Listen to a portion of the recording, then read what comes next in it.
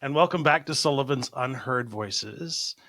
I can't thank you enough for being here with me. Today I'm here with Jane Malone, stand-up comedian.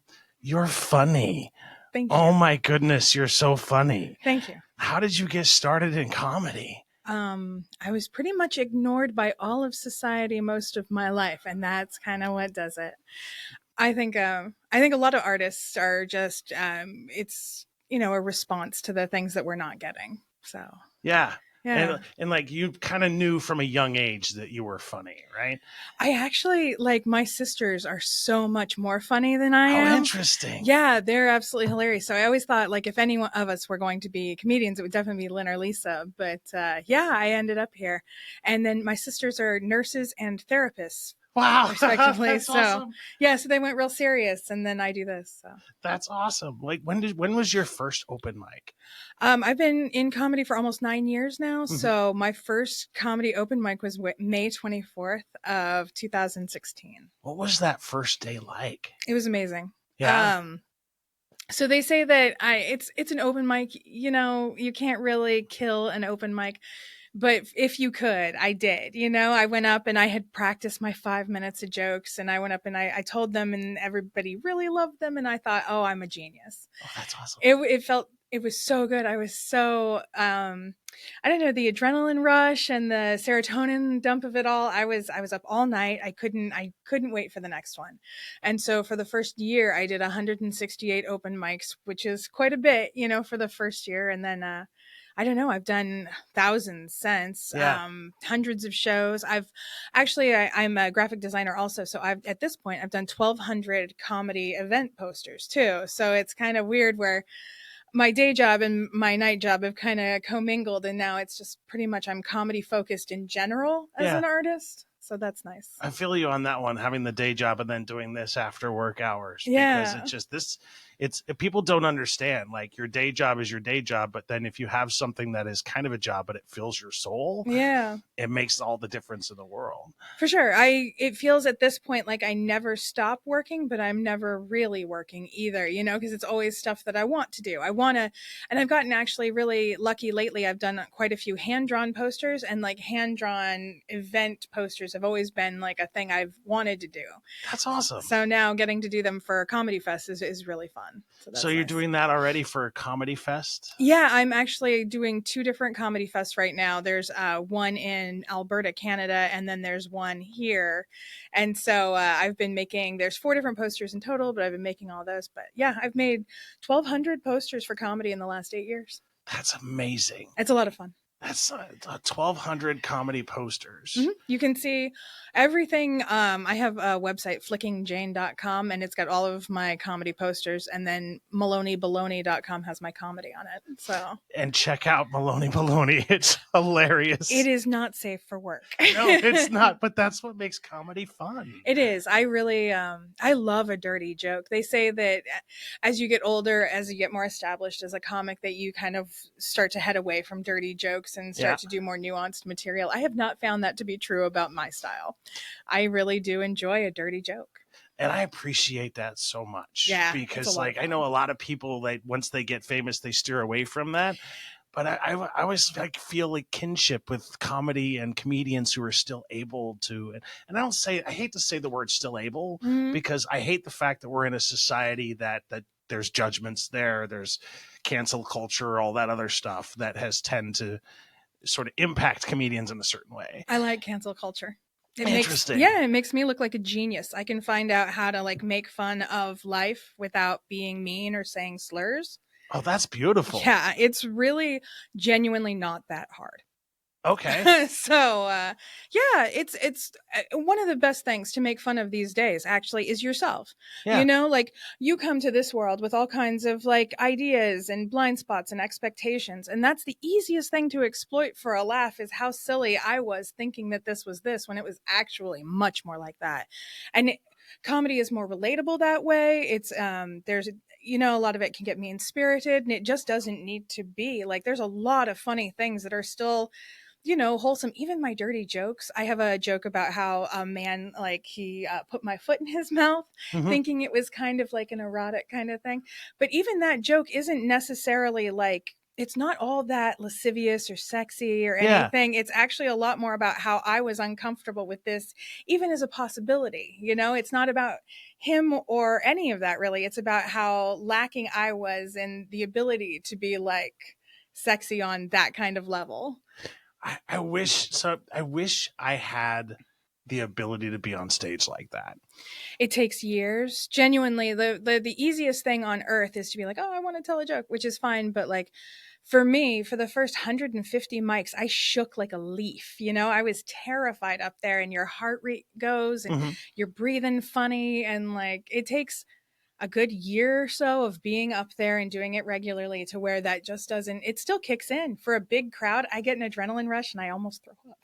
But it's one of those things where like almost is much better than actually doing it. And I don't shake as much anymore. So that's nice. But it is scary. And it takes a while to get up that kind of ability on stage to where you see a whole sea of people and it's not just terrifying, but it's also kind of exhilarating. Yeah. Like now it's exciting in a positive way, whereas before it was very intimidating. Especially, I would imagine as the crowd size got larger. Oh, for sure. Yeah. I top out at about 800 people. I've never done comedy to a bigger crowd, but also I feel like 800 people is such a large crowd that it's hard to hold on to. Like I've seen comedy done in stadiums before, for sure. Yeah. I just don't know if that's the comedy that I would want to do regardless. I think that probably like Helium maxes out at like 200 people. Mm-hmm. And that's plenty of an audience, genuinely. Like comedy is supposed to be a little more intimate, in my opinion.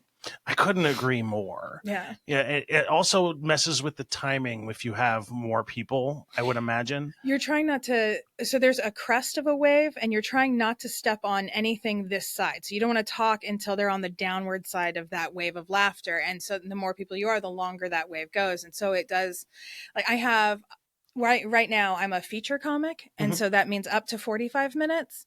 And so like I have a beautiful, in my opinion, 100 jokes that makes exactly 45 minutes with enough time for laughter in it. Yeah. It's a really nice, I like to go pretty quickly. So in my opinion, it's it's got a good timing on it. I'm really concerned about my jokes per minute ratio. A lot of comics don't care. A lot of comics are more relaxed on stage. I feel that my presentation has a sense of urgency. We've got to get through all of this because I got to tell you the things, so, right. But it all did. I mean, every comic's got their way of doing it. So, and I appreciate that the descriptive about the fact that there's a wave. Oh yeah, because I think a lot of people who are a fan of comedy who don't know like how it works. That's the most fascinating aspect. Oh, for sure. That you can feed or you can tell how the crowd is sort of interacting and the levels and as you gain experience, you can sort of tell and sort of shift your act a little bit, right? Oh, for sure. At this point in my career, at this point in comedy, I can tell if they're not responding necessarily to stuff. Sometimes I'll get an older audience or a more reserved audience, and they don't necessarily respond as well to my more dirty jokes. And so I've got still jokes that fit in that genre, but are a little bit more tongue in cheek, that don't have necessarily like direct sexual, situations, but they're still kind of a little risque. Yeah. And that helps, especially my mother is she's very proper, so a lot of the material that I do, she does not engage with, she doesn't relate to it, she doesn't care for it. So I've had to build a certain amount of jokes, just to kind of keep my mom from like, oh, your jokes are so dirty, so that she can still show her friends sometimes my clips. Because it's, I'd love for them to be proud of me, but I know that this is very difficult. This is why do you think that is? I am out late at night in dive bars with all kinds of men, and I am talking pretty loudly about my genitals. Okay. So that's troublesome for them. And then also my parents are very devout. They're very religious. So that is a whole other aspect. My father's, he's Mexican, so he grew up Catholic, but now he's evangelical. And so he really has a quarrel with the dirty content of my set. But, I don't know. It's one of those things where like I couldn't stop even if I tried. At this point, I don't know if I could make serotonin on my own. That's fair. Yeah. I know what you mean. I could never stop. I'm not going to stop doing this. Right? It's once you find you have a passion for something, that's what life becomes about. Life is finding things that you love and doing them as much as possible. So, And do you find that? So, one of the questions that's always been lingering on my mind is from the aspect of a female comedian, mm, because I get questions from time to time, like, is it safe for me to start comedy? So, to a little bit about me, I'm on the autism spectrum. for sure. And I have a lot of people on the autism spectrum that I sort of provide, I don't want to say guidance for, but Mm, sort of like a mentorship kind of role. yeah. And several of them have expressed the idea of trying comedy, but their pushback is always, I'm not sure if it's safe enough for a woman to be on stage. And I want you to dispel that myth, because I don't think that's true. The stage is not where you're going to run into trouble. Okay. um, is anything safe? Okay, so safety Yeah. to a certain extent is an illusion, you know? Mhm. Um, I'm not going to say that comedy doesn't have predators in it, because everything has predators in it. Yeah. That's this world, and you have to take a certain amount of accountability for your own safety, for sure. That being said, we do really, really try to lift up the men that are safe in the green room and to let everybody know about the men that are not. It's not a perfect system.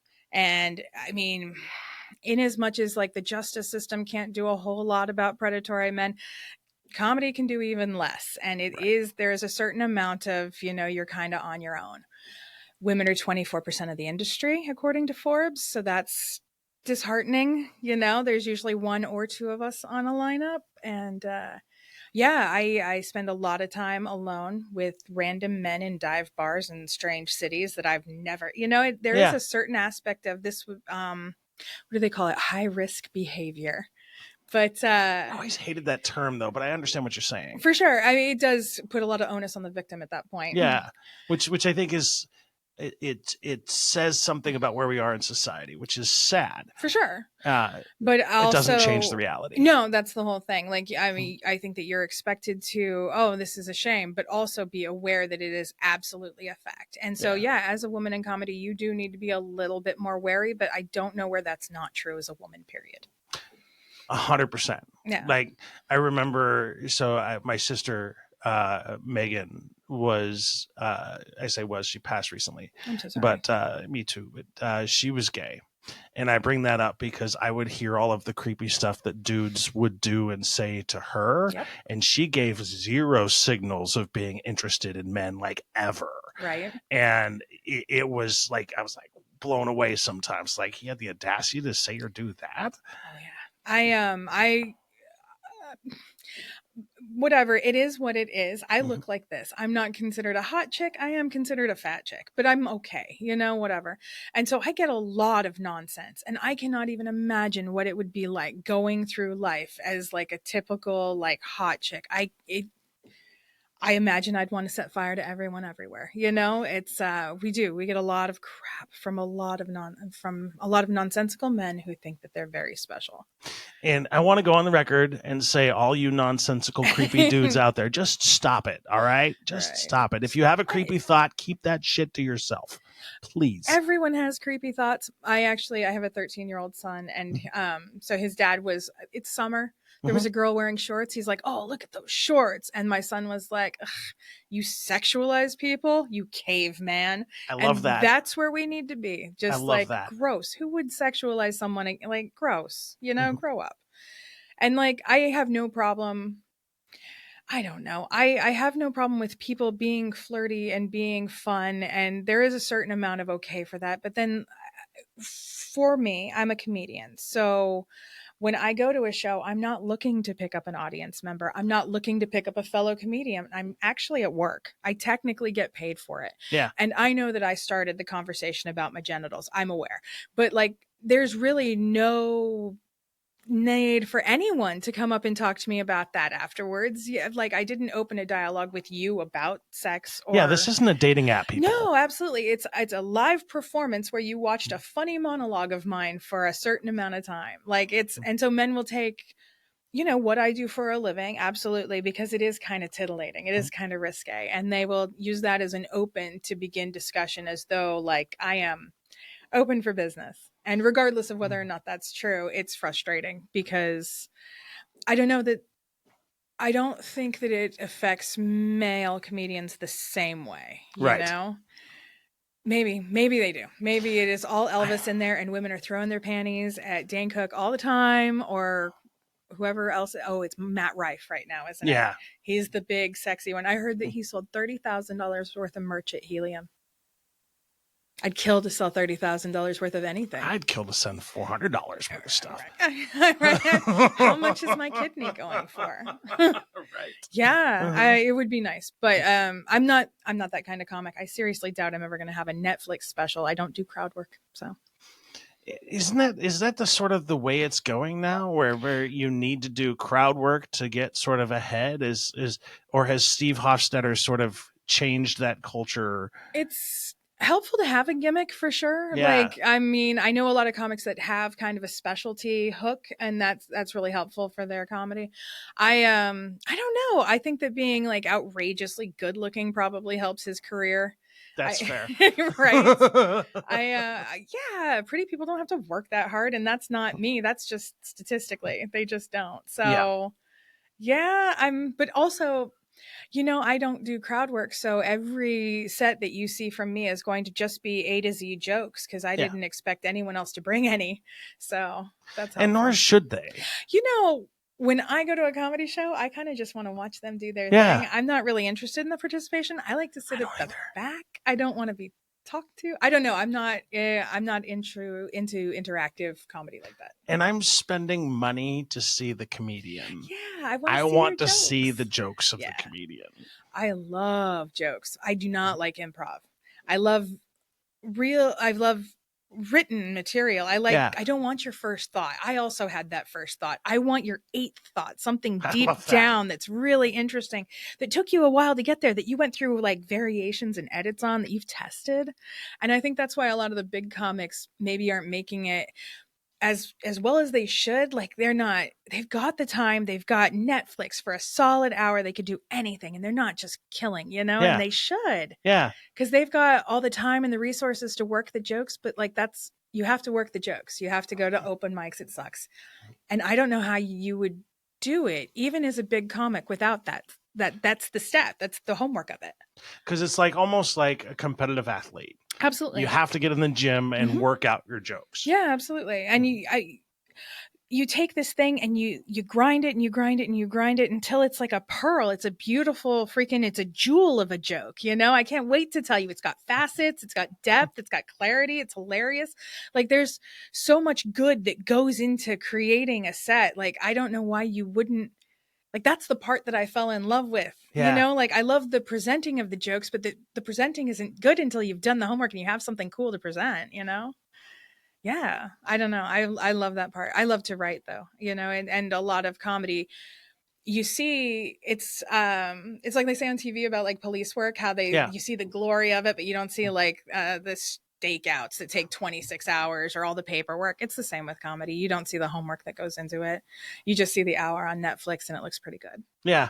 And you don't acknowledge that it took hours and hours and hours to get to that point. My 45 minutes of 100 jokes took 8.5 years to make, and it's not to say that I'm a slow writer. It's just, this is the best stuff that I've written. I've written hundreds of hours, but like, this is the best 45 minutes that I have, and I like the way it goes together, and I'm looking for that last little like 15 to plug into it.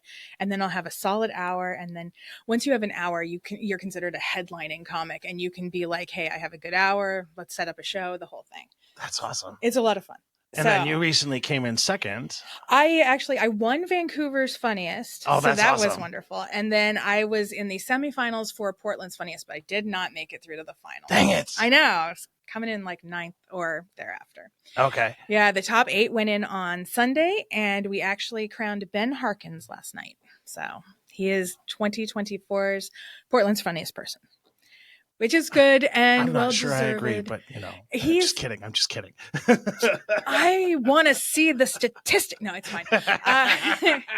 It's hard because you put your heart into it. Obviously, I'm sure he did also. And it's one of those things where I was very proud of my effort. Like Yeah. we were given 6 minutes. You had to be off the stage at 6 minutes. You were disqualified at 6:20. Right. Oh, I wow. did 18 jokes in 5 minutes and 55 seconds, and they all landed with the exception of one that was a little light in my opinion, but I was very proud of my effort. Yeah. And so like I felt like technically my performance was great, but the Russian judge just really didn't care about me. It's like anything. It's hard to lose. And it's hard to keep the timing. Oh, for sure. Like, And that's the thing that fluctuates the most, because a set that does, 5 minutes 30 in Salem may well be over 6:20 in Portland because of the size of the crowd, because of the enthusiasm for the night. Because how do my you mom was practice in that? there over and over and over. Do you but for example, so like your set list for the one in Portland, Yes, right? 6 minutes. So I know you do like open mics and things Yep. like that, but do you also like practice in front of a mirror? Or Yep. just, I don't use the mirror because I don't need to know what I look like. That's fair. Yeah, I just need to hear it. So but yeah, I practice it in the shower. I practice it before I'm going to bed. It kind of plays on low all the time for Yeah. like. So I knew I was going through to the semifinals. Like I was in one of the first heats initially. So when I went through, I knew I was going through, and I had weeks to kind of practice what I was going to do next. So I kind of just did that. I made 3 different set lists and I tested all 3 of them. And then I went with the one that I thought was the best. And I didn't go through, but I don't know. I was really proud of my effort. That's awesome, though. That just the semifinals in general is awesome. It was nice, and I won Vancouver's this year, so it's not like it was completely like I've got my credit for this year. I just wish that I could have pulled off 2. It would have been so impressive. It would have been epic, right? Especially to not actually live in either of those cities. Whatever, it's cool. I'm the funniest person in Vancouver, Washington, and I've never lived in Washington State, so that's pretty cool. I used to live in Washington State. I don't miss it. Yeah. I'm from Albuquerque, New Mexico originally. Okay. So this is my big Pacific Northwest jaunt.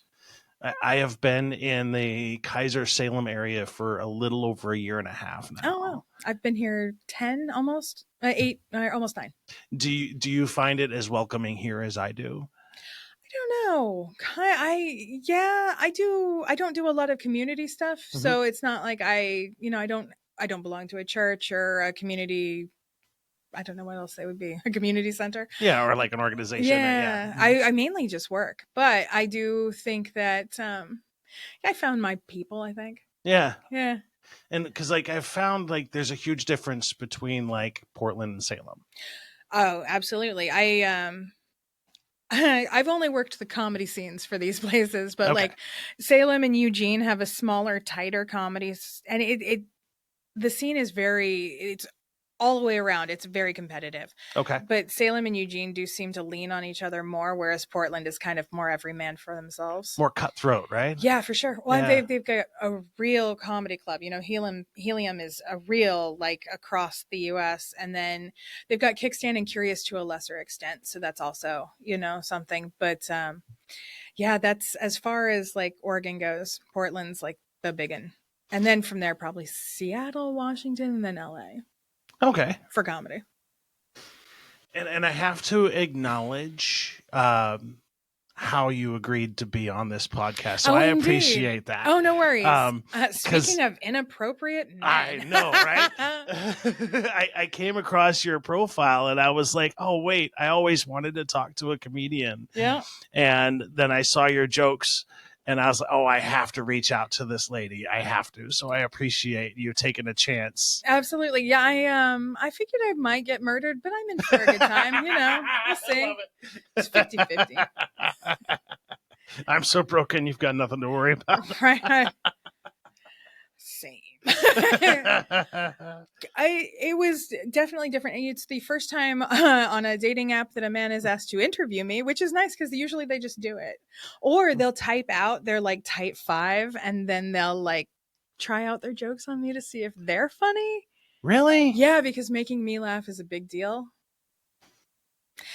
It is hard to make a comedian laugh, and it's not anything other than we've heard all the jokes in the world.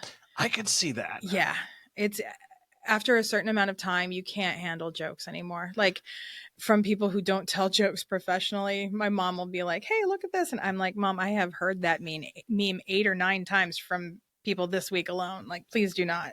And every time something topical happens, like JD Vance and his couch, for example, I've heard 9 million couch jokes. So many. So I could write a book of just couch jokes. You know what I mean? It's anytime something topical happens, I hear all of it, which is. And is there a call in your audiences when something big topical like that happens to like do material related to that? Or is that like kind of a waste of an opportunity? So some comics will, sometimes it's weird not to address the thing in the room. You know, Okay. if there's like, for whatever, if there is a giant elephant hanging from the ceiling in the venue, you have to address it, you know, but, because you kind of can't move on unless you address it, right? Absolutely. If the guy in the front row is wearing a shark costume, you got to at least have a quip about it, you know, and then we can all move on. But like not saying anything about this is going to be like, why do they not know? Do they not know there's a shark, you know? Did that happen? Yeah, actually, I've had a shark at my. Oh, that is awesome. It was in Eugene at the Drake Bar. A guy came in a full, like, it was, do you remember the Katy Perry? Yeah, it was that one. It was that shark outfit. So. Okay. It was weird. Yeah. But he just like sat at one of the tables and wasn't that. I mean, he definitely pulled focus for a while, but it wasn't too bad. So he wasn't making a jerk out of himself. He was just wearing the costume. Any more than just wearing the costume to a show would. Okay. I imagine he had a shark appointment before or after that he couldn't change for. I don't know what I thought. At the time, I was just like, well, he must have been a shark somewhere. And you know how it is when you don't have time to stop home and you're dressed like a shark. I don't know. You know, it just funnily enough, I was driving the other day and I saw a gentleman on rollerblades in what I would explain, what I describe as head to toe mouse costume. Okay. Like complete fur, the whole 9 yards. And I'm like, you do you, man. That's awesome. Right. But then I realized, he's probably heading back home from Chuck E. Cheese and didn't have enough time to change. Right. Did you feel silly because you weren't wearing your rat costume at that point? Like, silly me. I didn't know we were doing this. Kinda. It was more of like, I wish I was brave enough to do something like that. Oh, yeah. I don't have that brave bone in my body. Really? Yeah, I really don't. Oh, we're brave. Yeah. Yeah, you got to be brave. The brave as I get is this podcast. That's about as brave as I get. Yeah, they can't get you here. No. Yeah. Just like on Friday, I was supposed to go to the Southside Speakeasy in Salem for a chaps and leather vest competition. Were you wearing chaps or leather vests? I'm not going to do that. You can't? I can't do that. I could not wear chaps, but I could look at people wearing chaps. Oh, yeah, 100%. I'm like, I'm all for it. But I'm like, I'm not, I can't do it. It's difficult. I don't know. I have a hard time with crowds, with people, with noise. I've got a lot of issues. So yeah, leaving my house is so hard because my house is cozy and there's books there and it's warm and I like it. But then, you have to do the thing in the world. So. And how many nights a week are you on stage? So I try to get booked at least 3 or 4, and then the rest of them I'm at practice is what we call it. Mm-hmm. And it's like I will feed the kids and then I leave and I go to as many mics as I can hit. So like tonight, for example, after this, I'm going to drive to Portland and I can hit 3 mics before the end of the evening. So that's nice.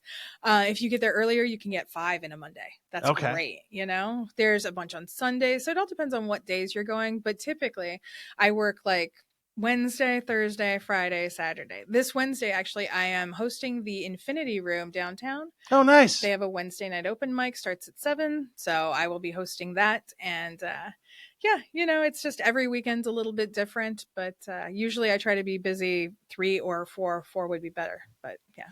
And then in terms of like the actual gigs themselves, mm-hmm. a lot of people don't understand that when you're working on open mic, you're not getting paid for that. No, you're volunteering your time. Yep. I put 8.5 years in and now I get the benefits of it because at this point, my set is worthwhile. My set is worth money. It's our scale is per minute for a comedian. And so typically we get between 3, which is real low end, and then it goes up. I'm at 5 to 7 right now per minute, which is nice. So 3 to 5 or $7 per minute gets you about there.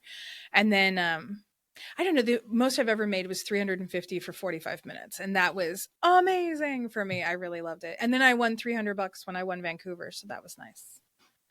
Yeah. So at what point is it financially like to where you're going to be able to say this is your only job? If you start right now, in 15 years, you can probably quit everything else and do just comedy. It's genuinely, it's like anything else. You're going to be shit for the first 4 years. Yeah. Yeah. And then once you've got a certain amount of hours, you'll be better at it. And people are like, oh, not me. I'll be great for, yeah, to a certain extent, you're fine, but we're going to be able to tell. Like, Yeah. if you've been in comedy long enough, you know that I'm under 10 years in. Like, you can tell just from my set. And I can tell when you eclipse me, I absolutely know, oh, he's got to be here 20 years, you know? So. And it's pretty predictable. Yeah, absolutely. You can, it's just skill levels. You keep leveling up and you can do different things. The higher you rise, the more you can do, really. Like, when you first start, you're going to have a hard time getting even like basic, simple jokes and stuff to land, to get the cadence right, to get it to where it flows all together. And then by 5 or 6, you can start working with more difficult, more nuanced jokes. Okay. The big thing that I see new kids do all the time that I think is really heinous is they come in and like day one, they start trying to like play with race or like play with gender or like, you know what I mean? Like, it's just, these are very sophisticated concepts that are hard to make funny for a crowd of people. And you may have written one really amazing joke, but to get in and out of it and onto the next thing is also it's also part of it. It's almost like a dance. It is. It's very, and it changes every time. I may say I have this amount of jokes, but I may say them in different orders every single time I go out, you know? And like, a lot of the jokes are pretty solidified into what they are, but I still play with words. I still play with the way that they're constructed, still trying to edit and make it as punchy as possible. Okay. There's a rhythm that I did not invent, but it's I think it's like any kind of song or whatever. Mm-hmm. So if you think about it like a clock, what you're trying to do is you're trying to have a big laugh at 30 seconds in and the biggest laugh at 1 minute. But there should be a little throwaway at 15 and 45 too, so that there's always something happening, you know? Like, and so that's how you get your joke per minute ratio is really, I'm trying to get 3 or 4 jokes, ideally 4 jokes per minute to go around the clock every single time. But some jokes are longer, some are wordier. So, and how important is economy of words when developing a joke? It depends on what you're going for. I know a lot of comics who are much more relaxed in their presentation. Mm-hmm. I'm very written. I want exactly the word that I wrote to go after the word. Like, I'm very written. It's a funny monologue and it's exact. Some people are more relaxed and they'll play with it and hem and haw a little bit more, but it's all in what you want to do with it. I'm trying to build up tension to where at 3/4 of the way through, you get the biggest peak for jokes for me. And then there's another like smaller 3/4 of that peak at the very end, you know, but my funniest joke is 3/4 of the way through because it's such an outrageous joke that I need time to kind of like come back to earth from it, you know? And you also need that time to sort of warm up or build the crowd up to that joke. That it's one of those jokes that I could fit in my Portland's Funniest set, but it's the only joke that I could do. And I think it's too much to just start in there. Bummer. I know. I was hoping to get to the next round because in the finals, they give you enough time that I could have done it. But I only had 6 minutes and it's like right there. It's at like 4:35 minutes. And with the laughs, that's going to be right there. I disqualified last year trying to do it. Okay. Yeah. Because it's my best joke. It's such a good joke. So that's awesome. Yeah. It's a lot of fun. It's a silly way to make money and it takes 100 years to get into it. But if, you know, you're even somewhat interested, a lot of people do this just for fun. They do it just as a hobby. They're not interested in like getting anywhere or like, you know, doing 45 minutes. They just, you know, want to tell jokes to friends and stuff. And so if you're doing it that way, it's a lot of fun. I'm a little more serious about it. And I can appreciate that. I was always funny, not on purpose. Mm-hmm. So like I'll just say something and I'm totally serious, but everyone else thinks it's a joke, and I think it's like that's part of the autism, I think. Yeah. But that happens all the time. It's like I didn't mean for it to be okay. It's a great joke. Right. Hmm. Yeah. I don't know if I could be funny on purpose. It's a different kind of thing. A lot of It's people a are like talent. conversationally funny. They Yeah. say their little quips and stuff during conversation. My ex used to say that. He's like, I'm conversationally funny. I could not do this. It's it's not bad. I think that anybody could, if you have a well enough written script. I think anybody could probably do it. And then do you spend time just actually physically writing as well? Oh yeah. And so what's that process like? Do you have a journal? Do you type? Both actually. I have it's a Mead 5-star notebook, Okay. and I've kept one since I started, so I'm on my third right now. I don't know, they're just big fat books filled with like it's not even necessarily all jokes. Some of it's like bits of dialogue that I think are funny or something that has like premises that I have to kind of flesh out later. But yeah, I keep kind of a running tally of premises that I want to work on, and like I have a thing for bits of dialogue and I have a thing for like funny words that I liked or whatever. And That's awesome. yeah, you know how it is. Like anybody, you keep a morgue of kind of what you're working on. Do you ever go back to the ones you wrote like years ago Oh and yeah. just like, oh, Oh yeah, there's a joke, and it is it's a difficult concept. Like for my first my first year, I wrote this joke, and it is literally it's about pedophilia, which is a very nuanced topic. yeah. That is a very difficult. That is a high wire act for a comedian, and I told it 5 or 6 times, and I could not get it right. And then I don't know. I saw Sam Talent, who is a I 22, love him. 23. He's amazing. Yeah. He's so funny. And he has a pedophile joke that's it's not too far off of mine, and he kills it. His just absolutely sings. And I'm like, oh well, that's you can just see how he's making it work, how he's leading up to the right area of it. And that doesn't seem like it could be possible, but it absolutely is. The better you get at it, the more you're able to do. And so those premises that I couldn't necessarily make happen Yeah. 8 years ago, I can now kind of start to work with. That's awesome. Yeah, it's a lot of fun. And then when you get premises and ideas, do you have people you like bounce it off to, or like you make a phone call to a friend? You're like, oh, I just heard this. Yeah, I have no friends. I just have comedians. Okay. It's kind of a lonely business, and then like I work the day job, I work graphic design, and then night I do comedy, and so it leaves no spare time at all. I know how that goes. Yeah. So we have actually Infinity Room downtown on Liberty has a joke lab every third Sunday. So if Okay. it's kind of a community, let's get together, we write jokes and then we perform the jokes and then we all work on each other's lines and stuff like that. And then the more senior comics also have like writing times and stuff that we do. But Joke Lab is open to everybody. Okay. Yeah.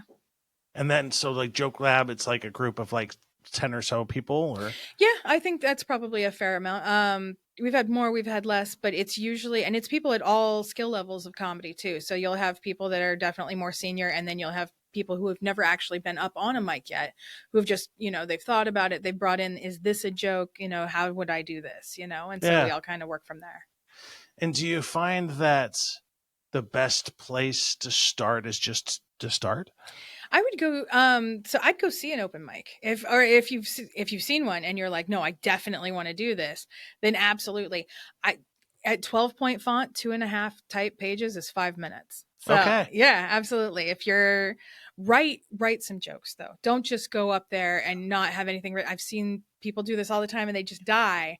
And I saw a guy go up there the other day and he was like, oh, my friends think I'm just cute and funny enough, so I didn't write anything. And that's great, but what are you going to do for the other 4 minutes and 45 seconds you have on stage? That's a long time to fill. And there is no pressure to fill the whole thing either. If you've written 3 minutes of jokes and you've said 3 minutes of jokes, get off the stage. Say, thank you, my name is whatever, and get off the stage. There's no need to hem and haw and what else and, oh, what was in the news this week. Just practice the jokes and leave. It's easy. I appreciate that perspective too, because I think in the beginning you would have to think that you would have to fill that full 5 minutes. Yeah, no, absolutely. But that's definitely an easier sell. Oh, for sure. I appreciate that. Yeah. Portland, actually, when I started, and it still predominantly is 3-minute mics, which is a lot harder a game, in my opinion. Okay. Especially when you're building sets. Like, typically sets start with a guest set, which is Mhm. 5 to 7 minutes. Okay. And then you get a host set, which is like 7 to 10 minutes, an opening set, which is 10. Then you get like 15s for openers sometimes, but it's rare. A feature set's going to be anywhere from like 15 to 25, 30. It's rare to go over that for a feature set. Okay. And then headliner is like anything over 25, 30, but you need an hour if you're going to say you're a headliner. Gotcha. Yeah. And then, so who determines that level? It's, when you get there. That's fair. Some people may they may play with, the opener host of it. And hosting is kind of a different animal altogether. Okay. How so? So when you're hosting, you want to first you have to go up and you have to say non-comedy things. Welcome so much. Thank you guys so much for having us. Remember, we are having an art sale after. We're doing karaoke at 9, whatever.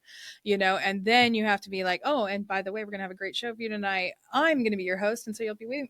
And then you sell you for a little bit. Yeah. And then you bring up the first comic, and then then they finish, and you say, oh, thank you so much to the first comic. Little quip about whatever the hell they just said, and then here's your next comic. And so there is comedy attached for sure, but it's not the thing you're concentrating on so much as it is you're keeping the ball rolling. You're keeping the audience's energy up to greet the next comic, still being respectful of the comic that just did their business, which sounds terrible when you say it like that.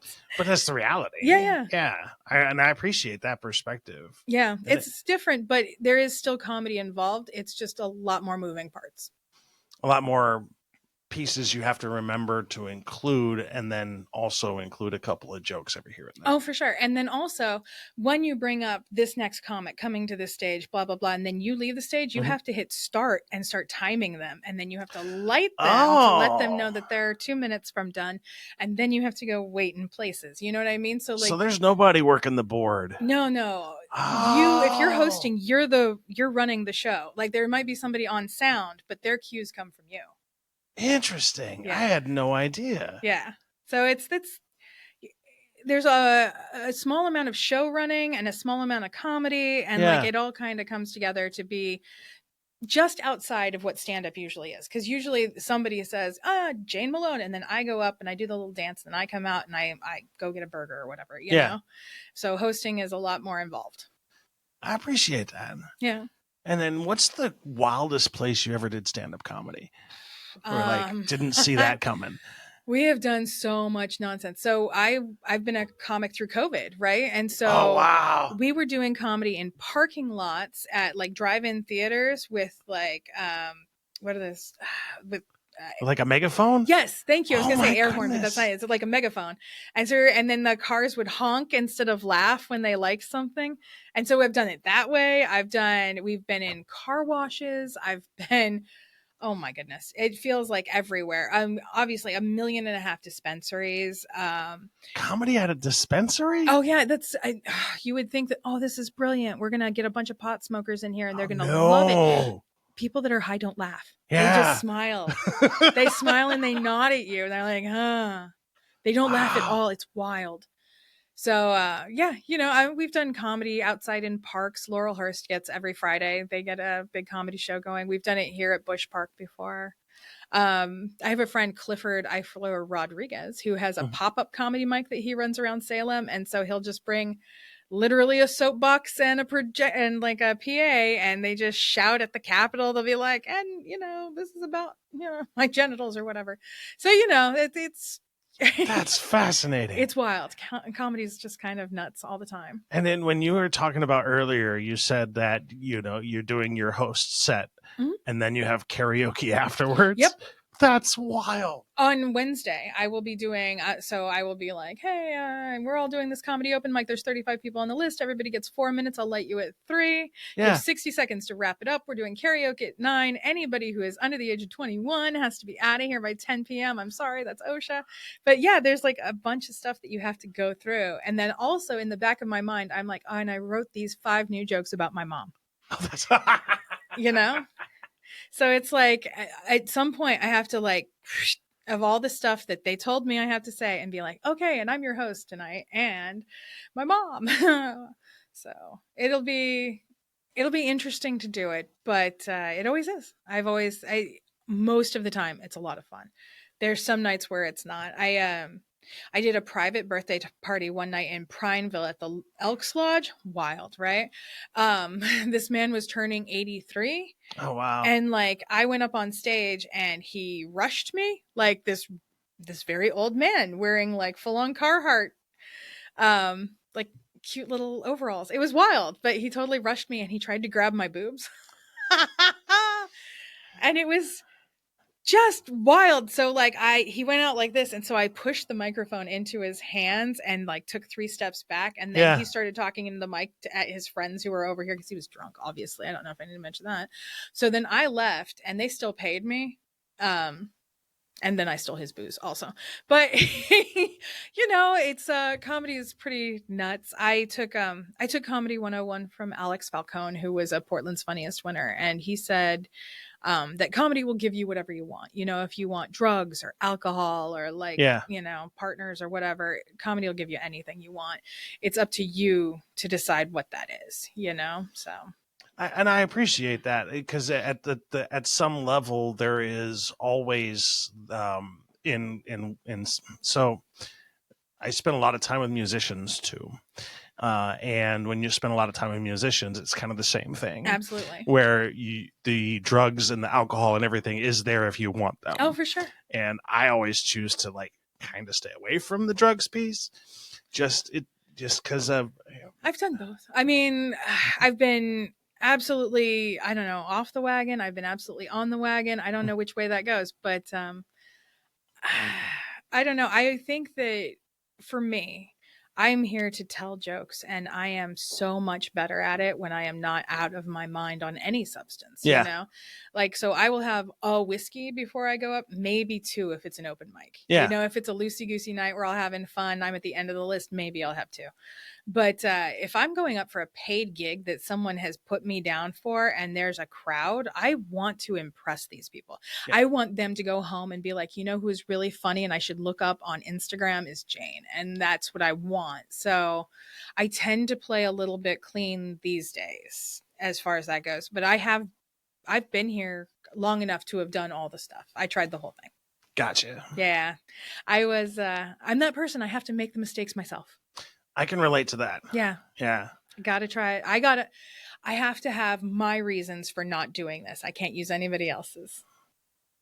And that's a good point too, because it's like some people just aren't built for that kind of thing. Yep. And some people, they can do it just fine and it has no long-term effects or impacts. Absolutely. And I think both need to be okay.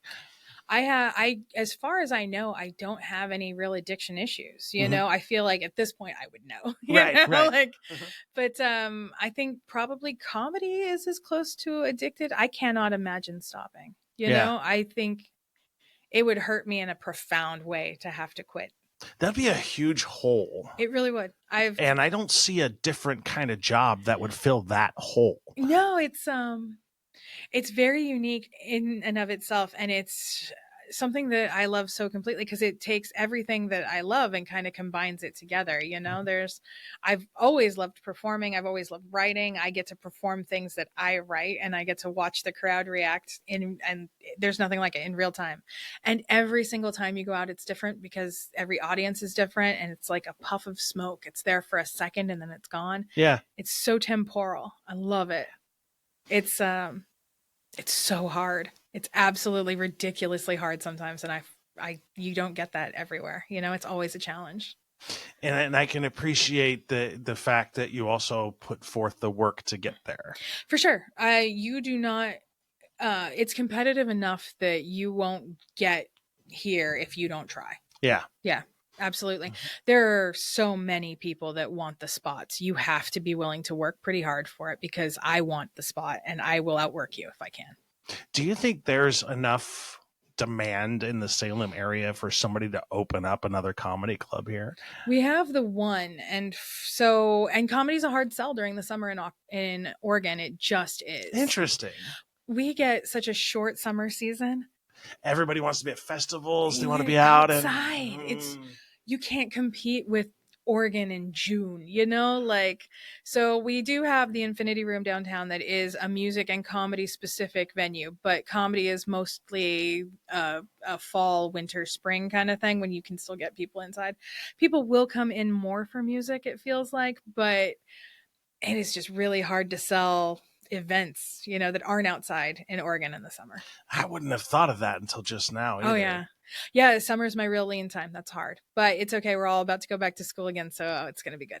Gonna be fat. So in the lean time for in the summer, for example, Yeah. Is that time for you can actually take some time to yourself, or do you just keep working regardless? I try to keep working regardless. I'm an artist, there's never going to be enough time for me to get everything done that I want to do in this life, and so it's if I'm not actively working on comedy or actively working on graphics that somebody has already ordered, then I'm an artist in and of I like to paint, I like to draw, I like to broaden my skill set. I'm huge about taking continuing ed classes through Domestika and Skillshare, Adobe. That's awesome. I love it. I was so excited. I am probably the only person on earth that really loved the pandemic because I am uniquely suited for being at home by myself, just learning and enjoying life. I don't know. I loved it. Yeah. I'm ready for another lockdown. I know that that's a terrible thing to say, and I don't want people to die, but I would like to lock down for another month or so. Just like a quick 8 weeks. Yeah. Just nothing big. Just a quick 2 months. We can all go back inside. Just a quick vacation and Right? just chill out for a bit. There's just like 4 or 5 classes I've been meaning to get to. I love I've that. got like 3 or 4 books on my nightstand. You know how it was? It was so much fun because I got to I have this to be read pile that just I got to actually get to, and I felt so, productive and content. Our house is very, it's very utopian. So I'm very much a minimalist. Yeah. Yeah. I have books and some clothes. That's about it. Right. I like, I have to keep things pretty neat because that's just how I can function. And so I have like art supplies, but they're all pretty orderly. Like we have a storage room and my friend always says it looks like an art store down there because I have everything so neatly put away. But if you don't, you can't use the art supplies if they get, messed up. So you have to keep the canvases pretty clean. You have to keep the papers pretty clean. So. And how did you get into graphic design? My grandfather had a photo finishing studio. Oh, nice. So he had that for 48 years. And so I kind of grew up there. And so I was doing a lot of photography and developing, and I was their print master for a bunch of years. And so eventually I went into school. I was going to do I was going to do fine art, but then I found out that I am, what do they call it? Untalented in an extreme way.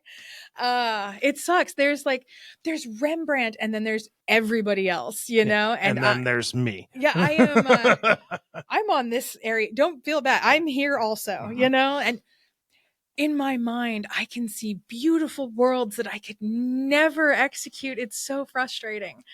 So, I turned to commercial art, and I'm a very good graphic designer. I'm fast. I've had Photoshop since it was Photoshop 1 because we had the photo finishing studio, So yeah, it's kind of an extension of everything that we've always done. My grandfather was a photographer and, I make commercial art. That's awesome. It's a lot of fun. Yeah. I got really lucky. My whole family was really very art oriented. So it wasn't a big deal when I went that way. That's nice. My family's not. Yeah. Yeah. We suck at art. Yeah. I think my parents are more upset that I didn't do the home and the family thing. Like they would have loved for that to have been the way. But they're okay with this. I'm just a little bit subversive for the traditional. Yeah, my father always gave me a hard time for not having kids. Yeah. Yeah. Did you want kids? Yes and no. Okay. I got 2. I always wanted kids. But at the same time, love you, Dad. You're a bit off your rocker. And I don't know you, but I bet it's true. Yeah. And I just didn't want to raise a child like my dad or me. That's one of the reasons we left New Mexico is because my son at that time was 5 and Well, he's going to be 5. And then, but my stepfather is very right wing. And so is my father. And there was just a lot of really, really conservative ideas that I didn't want him to get a hold of and feel Yeah. like that was okay to feel that way about people. So I brought him out to Oregon, and now he tells people that when they sexualize people, they're cavemen. And that's exactly what I wanted. That's all I wanted in this earth, was for him to be like, you can't behave that way. Because he's going to be a big white guy someday, and he's 5'6" now, and he's 13, so he's going to be a big white guy momentarily. Yeah, and he will tell people what for me, and he'll stick up for women. Right? That's all I wanted. Yeah. Mm-hmm. I always wanted a big white guy. Just had to make one. I love that. Right? Yeah, it's fantastic. We have the same mental whatever it is. They didn't have autism in the 80s for girls. Yeah. I was just mysteriously good at math. We have no idea. Yeah. But he's on the spectrum, and Salem Kaiser is so great about that. They have a whole group of people. They come, they've got a whole support system for him. He is so well taken care of. That's so we're awesome. Here for the next 5 years so that he can get through high school, and he's getting education, which is exactly what we want. But it's neat because I get to see what my brain would have done if they had, because they just put me in a library by myself and just let me do self-directed learning for most of my, education. So yeah, I didn't know I was autistic until I was 37. I still don't know. I just assume because he is. And there is a correlation. Our brains are so similar. Yeah. We are so exactly the same person. It's neat. I get to be a big white guy this time. That's awesome. It's so, I did it. I won the lottery. That's it. So. And people don't understand also like how much of a difference it is when you have a child on the spectrum that has a supportive environment at school. It is wild. They are hugely so different good for him. They just stuck me in a library by myself, and the contrast. They have a room for him to be in with teachers who understand how to reach him, and so we're still able to do all of the things that they need to do to be able to educate him. And it's just not, I don't know. It was such a nightmare trying to get through school for me. And then I did better in college because I was so used to self-directed learning that it was really kind of easy at that point. Very similar. Very similar. I was really horrible in high school. Not because high school was hard. No, it's the socialization piece. I struggled. I still have a hard time. I think that's why stand-up is so attractive to me specifically, is because I feel like I get all of my socialization and I don't have to actually interact. I do. It's cheating. Yeah. It's a little bit of cheating because I get to be social without actually having to be social. And it's a little bit mean because I get the benefit of relieving my own inner turmoil or whatever, and I never have to take on anyone else's. I don't think that's mean. It's okay because I'm exchanging it as it's entertaining, but it's absolutely it's a benefit that I'm getting from you that I am not reciprocating. Yeah. Yeah. And I kind of feel the same way about this podcast. Okay. This gives me the opportunity to be an extrovert. Okay. Because I've never been an extrovert before. I am on stage. But now that I have permission to say I have a podcast, I want to talk to you, I want to interview you, I have the ability now to go up to strangers and say, I think you're interesting. I want to talk to you because I think you have something interesting to say. Absolutely. You have a reason. You have business. Yeah. I have a hard time talking to people unless we have business. Yeah. Yeah. And it gets in the way outside of this sort of environment all the time. For sure. Yeah. I am so woefully awkward with people that if I initiate just a regular conversation, it's going to derail and become very odd. Yeah. And sometimes I would just rather not interact and just let them think I'm very mysterious. Oh, that Jane, she's so mysterious. Actually, it reads like I'm a bitch most of the time because I don't know how to interact socially. I don't enjoy it. And so and people don't understand how draining it is for some people. Oh, and especially if I don't do it right. Yeah. I feel like I'm really not worthwhile as a person. And so it can take quite a while to bounce back if I don't feel it went well. Do you have to wrestle with the whole imposter syndrome too? Because I do that big time with this. Oh, yeah.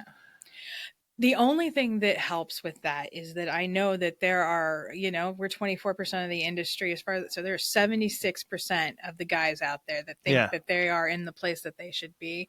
And I've heard their set. And most of the time it's not worth it, which is terrible, but it's so competitive that you have to be really, really funny, especially if you're going to be like a cis hetero white man in comedy. Yeah. Because we've had 120 years of that voice specifically with no interruption.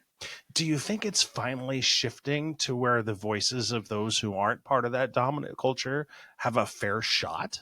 To a certain extent, I think that unfortunately, like cis het white men are always going to be the default in America. Mm-hmm. Like it's frustrating because I'm 43 and they've just started making like television with people who even remotely resemble me. You know what I mean? Like there was a sitcom with fat people on it where it wasn't just the husband, but like both people were large. Yeah. And that just happened. Yeah. You know, that was not a thing that's. Yeah, I always thought that was weird. That wasn't from the 90s. That was like. Yeah. Just a few years ago where it's okay for men to be big. Oh, if their it's wife not is okay hot. for women to be big. And I was like, very what odd. the hell is that all about? So, and like this season of Bridgerton, they have a fat girl protagonist. I love it. She's a love interest. My roommate calls her Tits every time he says her. Oh, Tits! Oh no! But I mean, he's not wrong. My God, she looks like the prow of a ship. Yeah. But she's gorgeous, absolutely lovely. But yeah, it's a big to do that we have a fat girl protagonist. Yeah. So, you know how it goes. Do you think we'll ever get to a point where body shaming isn't a thing? No, but that's me. I deeply feel ashamed of having a body at all. You and me both, right? Like, yeah. I wish I was just like, I don't know, a collection of gases that shimmered. I don't know what would make me happy at this point. But I would just be happy like 75 pounds lighter. I am on black market Ozempic right now, and I have lost 9 pounds, but my God, at what cost? Black market Ozempic? It is awful. Yeah, it's. Oh no. Yeah, I don't know how often you want a headache, but yeah. But I have a headache all the time, and I'm nauseous all the time, and my stomach hurts all the time. I have skinny girl problems in this body. You know, it's not fun. Mm-hmm. And also it completely stops. Okay, so what it does is it slows down your digestive system so that you're just not hungry anymore, which sounds great. But when you do eat, as people are often want to do, it slows down your digestive system. So you're not expelling anything either. Oh. Yeah, it is decidedly uncomfortable. Oh. Yes. That's something that I was not aware of. You have literally no control. It comes out either hot water right now. Yeah. Or it's rabbit pellets and good luck to you. Oh my God. It is horrifying. I hate every second on it, but I have lost 9 pounds. Who knows how much when I actually poop? Yeah. That's a Tory Ward joke. I love that. So good. That is so good. And I also want to acknowledge, because like when we started talking, you had talked about how you actually enjoy cancel culture. I do.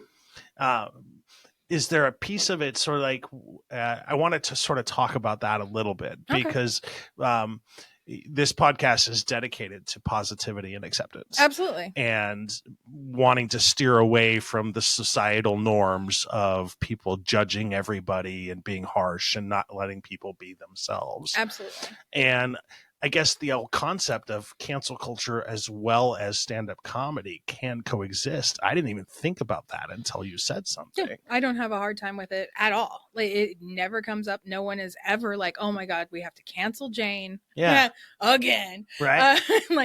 But it's really easy, actually. You don't say slurs, which is a huge part of it. Like, just don't say slurs. Don't say shitty things about races. That's just, it's so basic. Like, I don't understand how, and these days we're just taking that extra step of, hey, everybody is allowed to choose their sexuality, or not choose, but they're allowed to express their sexuality in any way that they choose. We're allowed to be free. And it's one of those things where if it is a quarrel for you, then you don't do it. Yeah. Yeah, it's Yeah. that easy.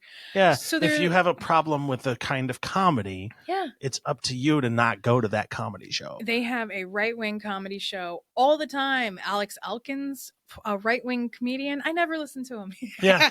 Joe Rogan, terrible. Mhm. But yeah, there's a lot of, more middle and right-wing comedians that if you're interested in, absolutely. I hear that Rob Schneider is doing a whole thing these days, like can't get enough of that guy. So but basically I think that all anyone is asking for is just a, a baseline amount of human respect, Yeah. just decency for living things. That's the things that you can get canceled for are the things that I would never do anyway. Yeah. Like that's not where my humor is. I don't enjoy mean spirited things anyway. So I don't really ever worry about it. And do you think that's also a shift in comedy in general? I do because I I have watched my parents evolve, because Yeah. their first real, I don't know, their first real introduction with comedy in general was SNL from the 70s. This is where they really got familiar with a lot of the comics that were going to be something later. And then my dad was always into stand up, but he does kind of have the Don Rickles kind of like Okay. a little of the negative is. Yeah. I like a lot of that too. Frank Black's hilarious. Yeah. There's a lot of really crotchety old comics that are fantastic at it too. So I don't think that we've lost. It's not necessarily the need. There's that space for it. You just have to do it with an idea that everyone gets respect. I think that Bourdain was really good at that. He was Yeah. so funny and not a comic, but he was so good at being funny and warm and inclusive of people while also not taking shit. Yeah. I like the idea of inclusivity in comedy for sure, as long as it's not performative, as long as we're not just I know. including people to include people. Yeah, and steering away from that tokenism. Yeah, nobody wants that. Yeah. I am a larger woman, whatever. They call it BBW, big beautiful woman, I hate whatever. that term. I'm not a big fan of it. I don't like it when people are like, "Oh, I am a chubby chaser," and then because now I'm a fetish, and nobody wants that. Nobody wants to be the token, the fetish, the one thing that's signaled out for being, for checking that box. Nobody wants that. Yeah. Yeah, everybody wants to be there based on merit. You had other choices for, women comedians on this bill, and I want to believe that you chose me because you thought I was the best. You're funny. Yeah, I'm going to bring jokes every single time because I'd be terrified to not say something into the microphone. Yeah. Yeah. Yeah, other comics, they get up there and they talk about their day, and I'm like, I don't have anything written about my day. That's too short notice for me.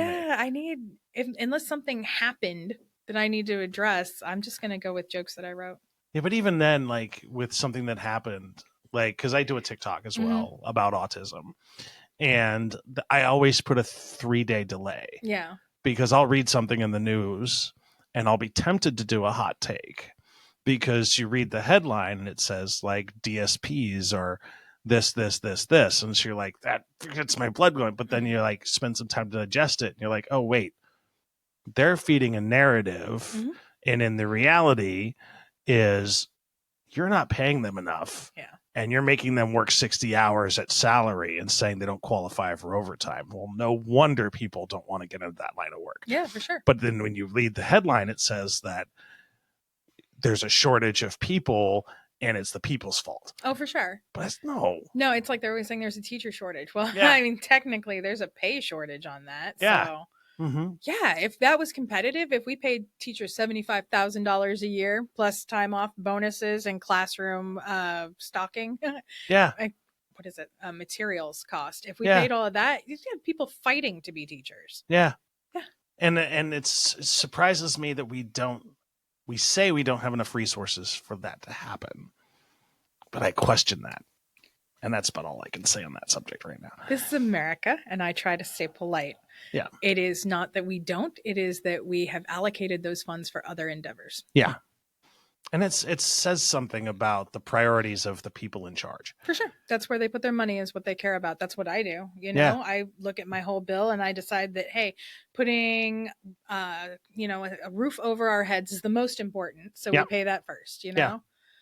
It's really obvious what they value, and that's fine. But I don't feel like, especially at this point, I don't feel like the government really mirrors what I value. Yeah, Yeah, I'm kind of, and it's sad. it is. I am much more community minded. I'm a poor brown woman. I want more community outreach. I want more resources for children. I want more libraries and hospitals and Yeah. teacher pay. I want very simple things. I do not want $1 trillion freaking plane that goes invisible. I don't understand how that's a benefit. Yeah. Is it easier to bomb brown children if they can't see the plane? I don't feel like it comes into play. That's a very valid point. I just feel like, so they can't throw the sticks at you then, or Yeah. I think that we definitely have an issue with values. Yeah. And I don't know that it's in this country. I don't think that it's amongst the people. I do think that it's.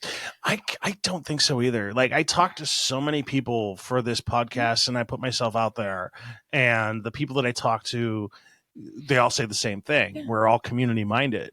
You know, I don't want to go to Walmart. I want to go to the place that's right around the corner, because when you invest in that place that's right around the corner, they invest right back in the community instead of paying some billionaire off in the middle of nowhere. Absolutely. And I think that so many of us are much more interested in reusing and recycling things and finding out a way to upcycle things, as opposed to, the the intended obsolescence of the thing. Yeah. They intend for everything to break and decay quickly so that you have to buy a new one. And I think that it just goes against what humans want. Yeah. Like, we're just not like that as a species. We tend to want things that are better quality, that last longer. I get that there is a lot of fast fashion that happens, but none of it's being kept. We're all just throwing it. I don't understand that one either. And I have the same, like, I almost hate to say like my fashion choice is horrible, but at the same time, like, I only buy new clothes when the other ones wear out. Like, I don't keep a lot of clothes for that reason. I almost never wear. I have probably 10 different black dresses that I wear, and that's the uniform. I go up on stage, I'm wearing a black dress. I have one red dress and a pink dress. And then other than that, I'm pretty much always just like in running shorts or jeans. I like how you said pink dress. I have a pink dress. It's very pink. My ex-boyfriend was like, "Are you wearing that? It's very attention-seeking." And I'm like, "I'm a comedian." Yeah, that's exactly what I'm doing all night. Just. And I don't think there's such a thing as a wrong thing to wear on stage. I feel like the more nonsensical it is, the more it makes sense on stage, as opposed to anywhere else. Like, because it is a kind of a "hey, look at me" moment. Yeah. Because the spotlight and everything. I don't know. And I would have that comment too, like, "Oh, that's awesome. Like, look what she's wearing. That's so cool." Yeah, I think so Nikki Glazer's last special, she's wearing the chain link dress. Yeah. And she's a beautiful woman. It is absolutely stunning. I don't know that it helps the comedy, because I'm so sorry. For the first couple of minutes, I'm so busy trying to figure out what underwear she's wearing underneath the chain link dress that I can't really pay attention. I have no idea what her opening was, because I was like, "Oh my God, is she wearing underwear?" Like, because it's chainmail. We're trying to see, So I think that it's a great dress, but it is distracting for sure. So I try to wear more, obviously, just plain black clothes and let the jokes stand out. Do you like switch out glasses too? Or? I wear contacts on stage. Okay. Yeah. I know Ali Wong's got a bunch of glasses, and she wears like big glasses, and they look great, but yeah, I wear contacts on stage. I think I'm already showing up like tattooed and a little like vaguely goth kind of, and then so I'm already a couple of steps from the center. I got what you're saying. Yeah. Yeah. I'm already a little subversive, so I don't know. You got to pick your battles. That's fair. Right. Yeah. And so, like, what's next for you? Well, isn't that something? I have no idea, actually. Just going to keep grinding until I eventually, hopefully I'll make it. We'll see. Yeah, I won Vancouver's this year, and I didn't win Portland, so I'm setting up to try and compete again next year. I'm going to apply to a bunch of different festivals, try to get in that way. Do you prefer festivals or do you prefer like theaters? Oh, I hate festivals. That's fair. Okay.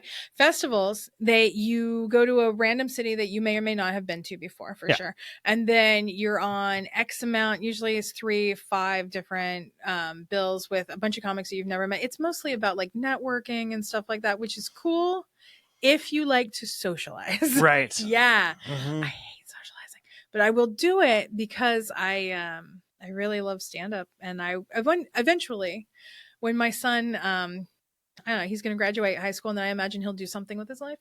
Yeah. So when that happens, I will, I'd like to road dog, they call it, but it's just travel around telling jokes. We'll see. So like just doing venues all around the country and just. Yeah. I work. So much fun. It is. Right now I get kind of a short run. I can go from Astoria through to Santa Cruz, and that's as far up and down the West Coast as I've gone. And so as he gets older, I will start taking in more area.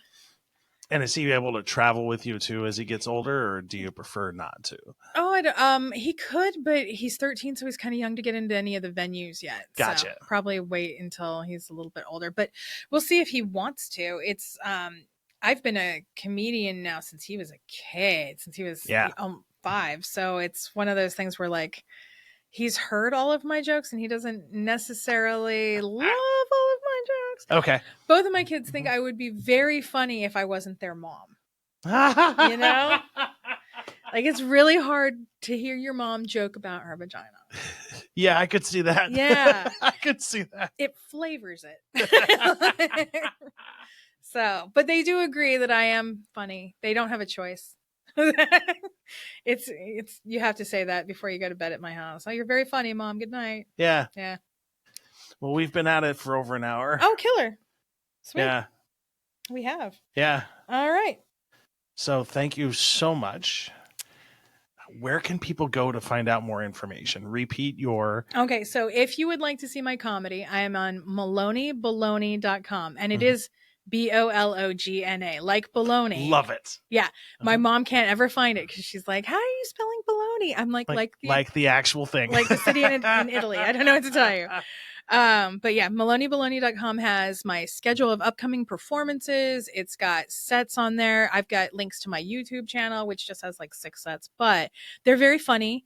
And I have some nonsense up there, like from dating sites. You can see the weird crap that men send me. Oh, that's an awesome experience. It is so horrifying to be a woman in America trying to date. I can only imagine. It's a nightmare.